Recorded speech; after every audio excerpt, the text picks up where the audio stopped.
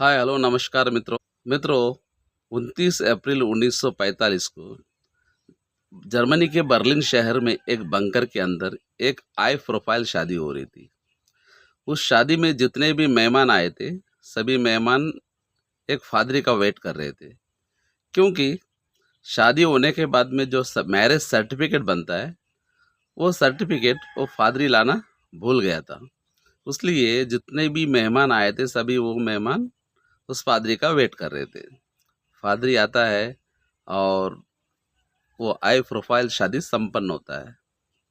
इसी दौरान पूरे जर्मनी में, पूरे बर्लिन शहर के अंदर सोवियत संघ का रेड आर्मी अंदर सोवियत संघ का आर्मी जर्मनी का नाजी सेना को बुरी तरह से परास्त कर रहा था। ऐसे कठिन परिस्थिति में उस बंकर में जिसकी शादी हो रही थी, वो शादी हो रही थी उस जमाने के सबसे जालिम एवं क्रूर खतरनाक तानाशाह एडोल्फ हिटलर की, उसकी महिला मित्र के साथ।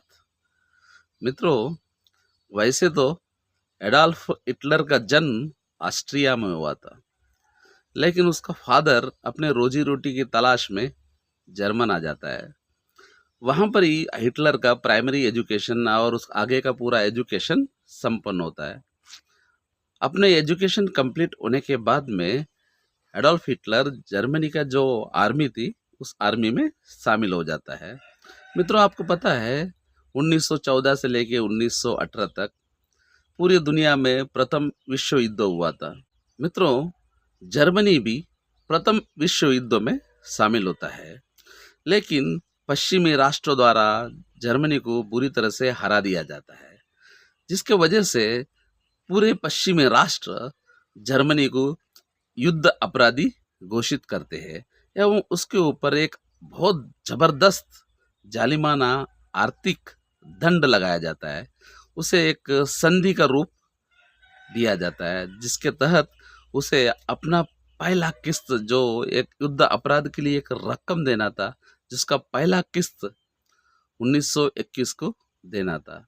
मित्रों, जब 1921 को जर्मनी ने पश्चिमी राष्ट्रों के लिए युद्ध अपराध के तौर पर जो रकम दिया था, इसके बाद में पूरे जर्मनी के अंदर अव्यवस्था फैल जाती है। उनका जो करेंसी है, उसका जबरदस्त अवमूल्यन हो जाता है। सोने पे सुहागा ये हो जाता है, जर्मनी को कुछ रकम फ्रांस को भी देना था, लेकिन जर्मनी फ्रांस को देने में असमर्थ हो जाती है। उसलिए फ्रांस क्या है, जर्मनी ने भी स्टील बड़े बड़े जो कारखाने थे, उस पर कब्जा कर लेता है। इसके वजह से पूरे जर्मनी के अंदर एक तरह से बेरोजगारी फैल जाती है। मित्रों, उस जमाने में ऐसा कहा जाता है, जर्मनी का जो करेंसी का जो अवमूल्यन हुआ था, जिसके वजह से बच्चे खेलने के लिए खिलौने के जगह जर्मनी का जो करेंसी का बंडल इस्तेमाल करने लगे। ऐसे विपरीत परिस्थितियों का फायदा उठाता है एडोल्फ हिटलर। वो क्या करता है, अपने आर्मी से रिजाइन देता है। उसके बाद में एक पॉलिटिकल पार्टी बनाता है, जिसे हम आगे नाजी पार्टी कहते हैं। मित्रों, नाजी पार्टी जो है, अपना पार्टी की स्थापना होने के बाद में जनरल इलेक्शन में हिस्सा लेता है, परंतु उस जनरल इलेक्शन में नाजी पार्टी का बुरी तरह से पराजय हो जाता है। भले ही नाजी पार्टी अपने इलेक्शन हार जाती है, परंतु पूरे जर्मनी के अंदर एडोल्फ हिटलर बहुत पॉपुलर हो जाता है। एडोल्फ हिटलर पूरे जर्मनी के अंदर बहुत पॉपुलर हो जाता है। उसकी वजह भी बड़े जबरदस्त है। मित्रों, जर्मनी प्रथम विश्व युद्ध में उसका बुरी तरह से हार हो जाता है, लेकिन जर्मनी के नागरिकों को लगता है जर्मनी जो प्रथम विश्व युद्ध में हार जाती है, उसकी मेन वजह है जर्मनी में रह रहे यहूदी। ऐसा वहाँ के जो जर्मन के बहुत से नागरिकों को लगता था, क्योंकि ब्रिटेन ने ऐसा वादा किया था, अगर प्रथम विश्व युद्ध समाप्त होने के बाद में दुनिया में जितने भी यहूदी रहते हैं, उनके लिए एक अलग होमलैंड बनाएगा। और इसके एवज में प्रथम विश्व युद्ध के दौरान जितने भी दुनिया में यहूदी रहते हैं वे ब्रिटेन को फाइनेंशियली हेल्प करते हैं, जिसकी वजह से जर्मन के बहुत से नागरिकों को लगता था कि प्रथम विश्व युद्ध में जर्मनी के हार का मुख्य वजह जो जर्मनी में रह रहे यहूदी है। इसी नफरत का फायदा उठाता है एडोल्फ हिटलर। एडोल्फ हिटलर अपने इलेक्शन के कैंपेन के दौरान जितने भी बड़े बड़े वर्तमान पत्र थे उनको खरीद लेता है और उस वर्तमान पत्रों में अपना जो फेक झूठी प्रोपेगेंडा चलाता है जर्मनी में रह रहे यहूदियों के खिलाफ, और जर्मनी के बहुत से नागरिकों मन में यहूदियों के प्रति जो नफरत था उसको हवा देने का काम करता है। उसके लिए वो जर्मनी के बड़े बड़े जो न्यूज़पेपर था उसमें वो झूठी प्रोपेगेंडा चलाता है। यहूदियों के खिलाफ बहुत से बड़े बड़े लेख लिखा जाता है। इस तरह एक तरह से पूरे जर्मनी के अंदर यहूदी समाज के लोग असुरक्षित महसूस करने लगते हैं, क्योंकि दुनिया में ऐसा कोई विशेष देश भी नहीं था जहाँ पर यहूदी जाके अपना शरण ले सके। उसी दौरान यहूदियों के मन में भी अपना एक खुद का देश होना चाहिए, यह आशा उनके मन में जागने लगती है। मित्रों, भले ही एडोल्फ हिटलर अपना इलेक्शन हार जाता है, लेकिन दूसरा इलेक्शन में आते आते पूरे जर्मनी के अंदर एडोल्फ हिटलर पॉपुलर हो जाता है और वो आने वाले इलेक्शन में इलेक्शन के कैंपेन चालू होने से पहले ही एडोल्फ हिटलर क्या करता है, पूरे जर्मन के अंदर से एक लॉन्ग मार्च निकालता है बर्लिन के तरफ। इस तरह से अपनी एक तरह से एडोल्फ हिटलर शक्ति प्रदर्शन करता है। मित्रों, उसके बाद में वहाँ का जनरल इलेक्शन आता है। वैसे ही एडोल्फ हिटलर अपने झूठी प्रोपोगेंडा के माध्यम से पूरे जर्मनी के अंदर पॉपुलर हो चुका था। इसको वजह से आने वाले इलेक्शन में उसको जबरदस्त सफलता प्राप्त होता है। एडोल्फ हिटलर इलेक्शन जीतने के बाद में सबसे पहला काम ये क्या करता है, जो लोकतांत्रिक माध्यम से उसने इलेक्शन जीता था उसी जितने भी लोकतांत्रिक संस्थाएं जर्मन में थे उस दौरान उस सभी संस्थाओं पर प्रतिबंध लगा देता है। साम्यवादी जितने भी पार्टी थे उन सबको प्रतिबंध लगा देता है। जो उसका विरोध करते हैं उन सभी लोगों को या तो मरवा देता है अथवा कंसंट्रेशन कैंप में डाल देता है। जर्मनी में जितने भी यहूदी रहते थे उन सबको एक आदेश देता है और कहता है जितना जल्दी हो सके जितने भी यहूदी जर्मनी में रह रहे वे जर्मन छोड़ के चले जाए, और जो यहूदी हिटलर का विरोध करते हैं उन्हें वो क्या करता है, कंसंट्रेशन कैंप में डलवा देता है। मित्रों, इस तरह एडोल्फ हिटलर खुद को जर्मनी का सुप्रीम लीडर घोषित कर देता है। उसके बाद में हिटलर क्या करता है, अपना जो जर्मनी का सेना है उसका आधुनिकीकरण करता है, उसको बहुत शक्तिशाली बनाता है। सेना का आधुनिकीकरण होने के बाद में वो सबसे पहला ऑस्ट्रिया पे हमला करता है। ऑस्ट्रिया पे हमला करके उसे अपने कब्जे में ले लेता है। उसके बाद में उसकी नज़र पड़ती है पोलैंड पर। मित्रों, पोलैंड उस दौरान उसकी जो सेना थी उसका आधुनिकीकरण नहीं किया था। 1935 तक पोलैंड की सेना घोड़ों पे बैठकर लड़ाई लड़ती थी। एक तरफ पोलैंड की पुरानी सेना थी, दूसरी तरफ हिटलर की आधुनिक सेना थी। इन दोनों का जो मुकाबले में जर्मन पोलैंड पे आसानी से कब्जा कर लेता है। एक तरफ जर्मन जो है पोलैंड पे हमला करता है, दूसरी तरफ सोवियत संघ भी पोलैंड पे हमला करता था। इस तरह पोलैंड देश का दो हिस्से में बढ़ जाता है। उसके बाद में हिटलर की नज़र जाती है चेकोस्लोवाकिया पर, क्योंकि चेक गणराज्य उस टाइम में चेक गणराज्य के कुछ हिस्सों पे जर्मन के नागरिक रहते थे। इसलिए वो कहता है कि चेकोस्लोवाकिया का वो हिस्सा जर्मन को मिलना चाहिए। ब्रिटेन का जो प्राइम मिनिस्टर था चेरनोबिल, वो ज़्यादा खून खराबा नहीं चाहता था, इसलिए वो क्या कर देता है, चेकोस्लोवाकिया का वो जो हिस्सा जिसमें जर्मन नागरिक रहते थे उस हिस्से को हिटलर के हवाले कर देता है। परंतु ब्रिटेन का प्राइम मिनिस्टर मिस्टर चेरनोबिल का जो सोचना था कि ज़्यादा खून खराबा नहीं होना चाहिए, यह सोच आगे चल के बहुत गलत साबित हो जाती है, क्योंकि कुछ ही दिनों के अंदर हिटलर क्या करता है, पूरे चेकोस्लोवाकिया को अपने कब्जे में ले लेता है। हिटलर द्वारा चेकोस्लोवाकिया का उस हिस्से को कब्जा करने के बाद में हिटलर का लालच और बढ़ जाता है। इस तरह मित्रों 1940 आते आते हिटलर क्या करता है, बेल्जियम, डेनमार्क, फ्रांस, नॉर्वे, इन सभी यूरोपियन देशों पर कब्जा कर लेता है। और वहाँ पर जितने भी युद्ध बंदी थे, जितने भी वहाँ पर जो वार प्रिजनर थे, उन सभी लोगों को उठा के लाके जमा करता था। जर्मनी के अंदर कॉन्सेंट्रेशन कैंप था, उस कैंप पे वो जमा कर देता था। इस उस कॉन्सेंट्रेशन कैंप में जर्मन की सेना इन कैदियों के साथ बड़ा बर्बरतापूर्वक व्यवहार करती थी।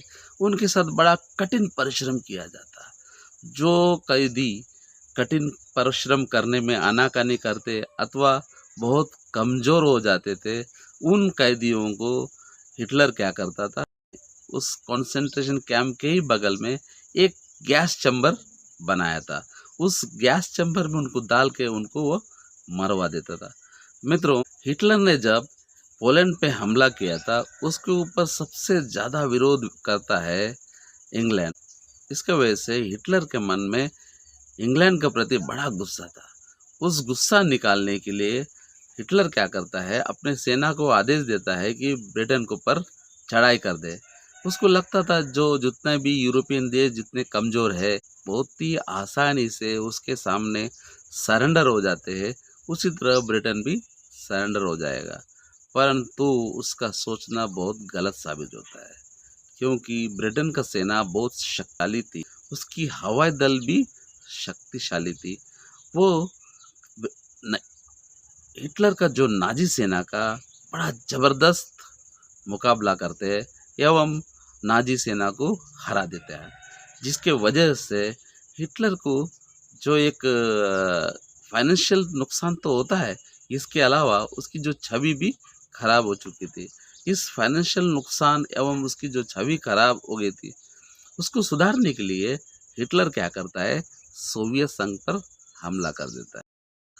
शुरुआत में हिटलर का सेना को बड़ी कामयाबी मिलती है। वे सोवियत संघ के बहुत बड़े भूप्रदेश पर कब्जा भी कर लेते हैं। परंतु उसके आगे जैसे ही रेड आर्मी अपने पूरे शक्ति के साथ उन पे हमला कर देता है, मुकाबले पे आ जाता है, उस टाइम में जर्मनी सेना वहाँ पर बुरी तरह से हार जाती है। इसके बाद वे वापस जर्मन लौट जाते हैं। मित्रों, एक तरफ हिटलर का बुरी तरह से दो युद्ध क्षेत्र में हार हो जाती, दूसरी तरफ मित्रों हिटलर का एक मित्र राष्ट्र था, वो था इटली। उसका तानाशाह था मुसोलिनी।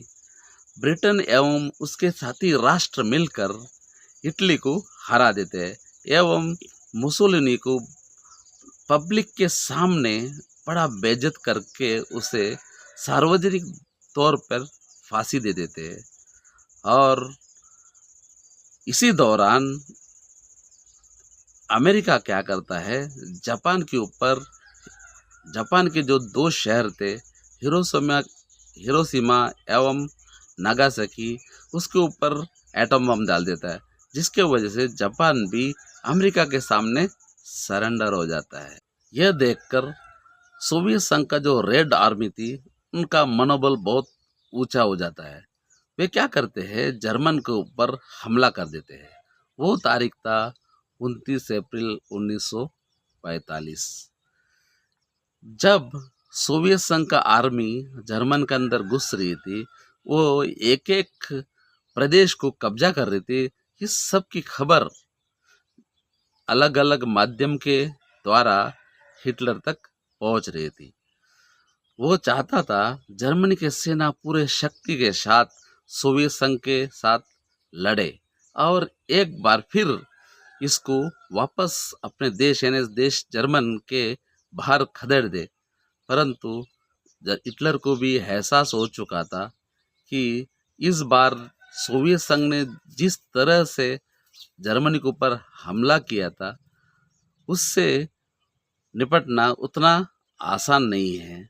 इसलिए हिटलर क्या करता है, अपने जो महिला मित्र थी, उस महिला मित्र के साथ 29 अप्रैल 1945 को एक बंकर के अंदर अपने कुछ खास मेहमान, जनरल एवं कमांडर की उपस्थिति में महिला युवा के साथ विवाह बंधन।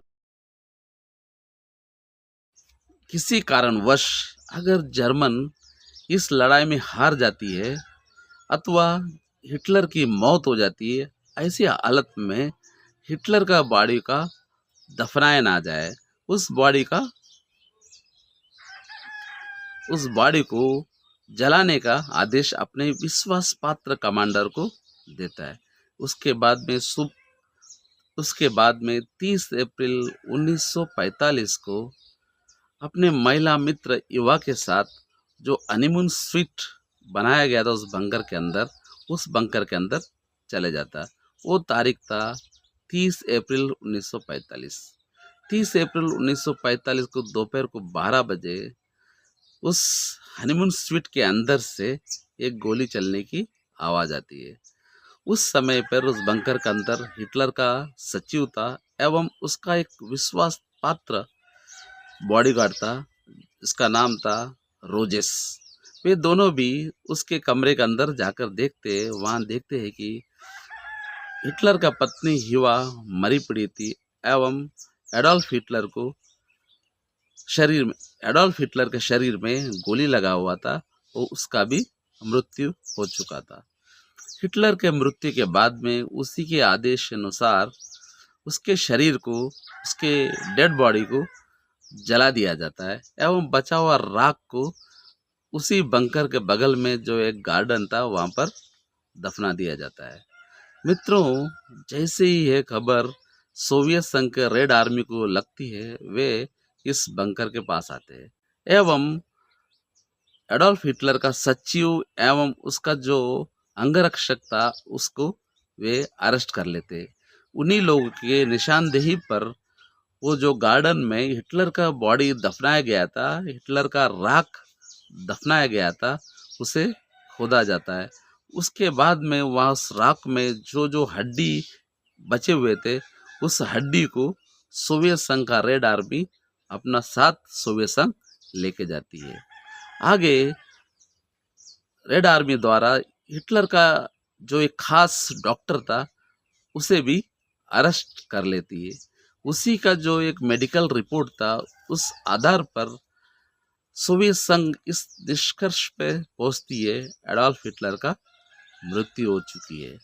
किंतु पश्चिमी राष्ट्रों का बहुत से मीडिया का कहना था कि 1945 को एडोल्फ हिटलर का मृत्यु नहीं हुई थी, क्योंकि उनका ऐसा दावा था कि दुनिया के अलग अलग प्रदेश पे एडोल्फ हिटलर जैसे दिखने वाला व्यक्ति उन्हें दिखा है। परंतु सोवियत संघ अपने अंतिम रिपोर्ट में यह कह चुकी थी एडोल्फ हिटलर का मृत्यु हो गया है। इस तरह जो एडोल्फ हिटलर अपने बर्बरता एवं क्रूरता के लिए मशहूर था, उसकी मौत इतनी बुरी तरह से हो जाती है। वंदे मातरम।